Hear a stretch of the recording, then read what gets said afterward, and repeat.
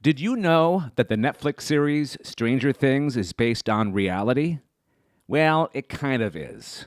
The show was originally supposed to be called Montauk, which is a city in New York where, according to conspiracy theories, a bunch of questionable experiments were conducted back in the 1980s. Reports from a man named Alfred Bielek, who was supposedly involved, suggest that these experiments accidentally opened a hole in hyperspace between Montauk in 1983 and the year 1943, which he alleges threatened to engulf part of the planet, and only by destroying all the equipment could Bielek and his brother Duncan save the world. As bizarre as that sounds, it's easy to see the parallels between the conspiracy theory and Stranger Things. While time travel hasn't been involved in the series yet, the experiments on 11 do rip a hole in space, which goes on to affect the nearby town of Hawkins.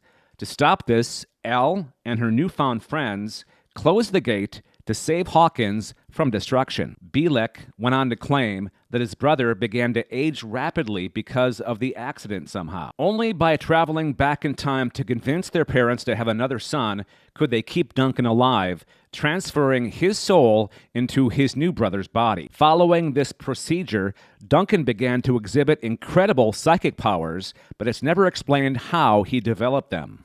According to Preston B. Nichols, author of the Montauk Project, Experiments in Time, who claims to have repressed memories of the Montauk Project, Duncan used a device known as the Montauk Chair to strengthen his abilities to the point where he could even materialize objects out of thin air.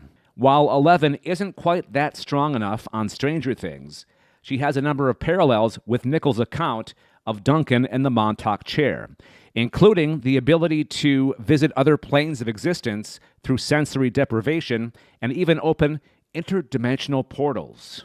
And just like 11, Nichols' account claims Duncan even brought a monster into our world too. Referred to as the Beast by Nichols, the alien creature appeared after he and his colleagues decided they'd had enough of the whole experiment.